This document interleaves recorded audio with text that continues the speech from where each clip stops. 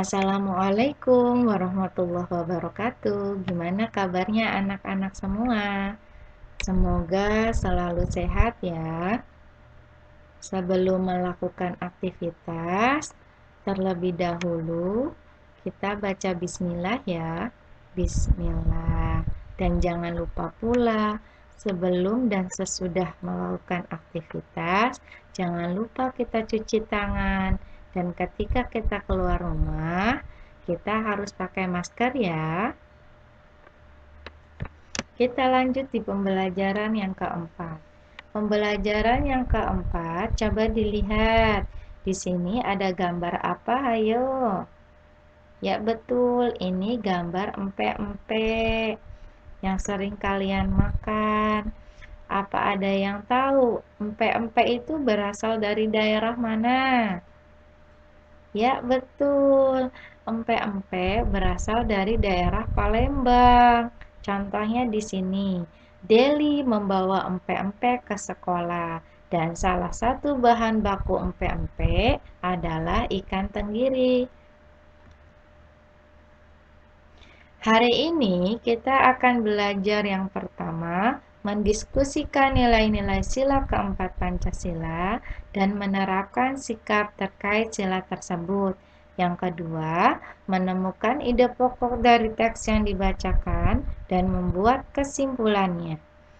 Sikap yang akan kita kembangkan, yang pertama, tanggung jawab, yang kedua, peduli, yang ketiga, disiplin.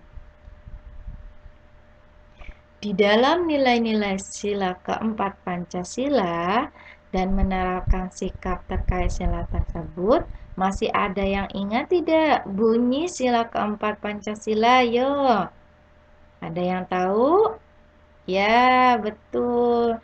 Sila keempat Pancasila berbunyi kerakyatan yang dipimpin oleh hikmat kebijaksanaan dalam permusyawaratan perwakilan. Nah, musyawarah merupakan pengalaman sila keempat Pancasila. Ada yang tahu tidak musyawarah itu apa? Musyawarah adalah pendapat atau melakukan kegiatan dimusyawarahkan terlebih dahulu pada teman-teman.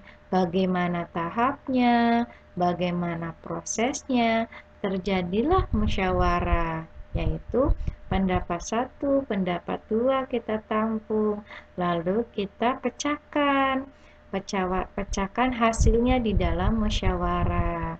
Sudah paham? Kalau sudah paham, makna dari sila keempat, makna itu sama juga dengan arti ya. Makna dari sila ini adalah sebagai warga negara Indonesia, kita mempunyai kedudukan, kewajiban yang sama. Contohnya, contoh anak sekolah kewajibannya apa? Belajar, ya. Terus apa lagi? Ya, betul. Mentaati peraturan sekolah. Kalau di rumah, berarti mentaati peraturan yang ada di rumah. Sampai sini paham? Kalau sudah paham, kita lanjut ya. Sekarang kita berdiskusi ya. Di sini ada contoh, misalnya Bu guru meminta siswa membentuk kelompok untuk mengamati perkembangbiakan hewan. Nina diajak membentuk kelompok dengan Deli dan Tony. Deli dan Tony sedang berselisih. Nina tidak mau mengecewakan keduanya. Tersebut, menurut kalian, apa yang sebaiknya dilakukan Nina? Ya, betul. Kalau sudah bisa menjawabnya, kita lanjut ya. Sekarang kita akan menemukan ide pokok dari teks yang dibacakan dan membuat kesimpulannya. Kita uji kembali pemahaman tentang kesimpulan teks. Ada ide pokok paragraf, ada kesimpulan. Nah, masih ingat kan? Nah, Ibu akan membacakan bacakan contoh atau judul yang ikan tenggiri. Udah siap bukunya? Coba lihat pada halaman 64. Ibu bacakan ya. Ikan tenggiri. Ikan tenggiri merupakan jenis ikan laut yang berkerabat dekat dengan ikan tongkol, tuna, dan kembung. Ikan ini memiliki tubuh yang panjang. Ikan tenggiri dapat memiliki panjang hingga 220 cm. Walaupun kebanyakan ikan tenggiri panjangnya tidak sampai 1 meter, warna tubuh ikan tenggiri adalah abu-abu keputihan, tidak memiliki sisik dan mengilat. Moncong ikan ini runcing dengan mulut lebar serta gigi-gigi yang tajam dan kuat. Ikan tenggiri memiliki tekstur daging yang banyak seratnya. Selain itu, daging ikan tenggiri memiliki cita rasa yang khas, empuk, lembut, dan bergizi dikonsumsi. Ikan tenggiri juga mudah diolah dan dimasak dengan cara apapun, baik digoreng, dipepes, dibakar, ataupun dibuat sup. Ikan ini dapat diolah menjadi beraneka macam makanan yang sangat lezat. Beberapa makanan terkenal yang menggunakan ikan tenggiri sebagai bahan utamanya adalah empek-empek, otak-otak, dan bakso ikan. Tak heran jika ikan tenggiri banyak disukai masyarakat. Kalau sudah, kita baca bareng-bareng di halaman 64. Kita lanjut ya.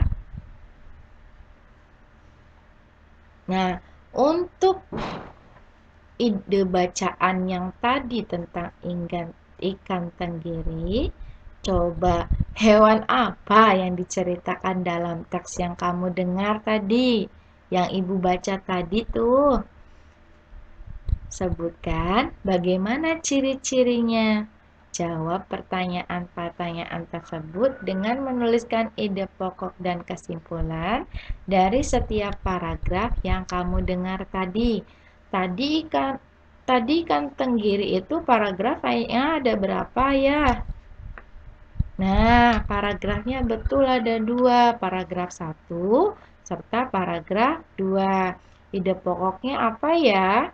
Udah tahu kan ide pokoknya? Ide pokok paragraf pertama, di sini ditulisnya. Ide pokok paragraf yang kedua ditulisnya di sini.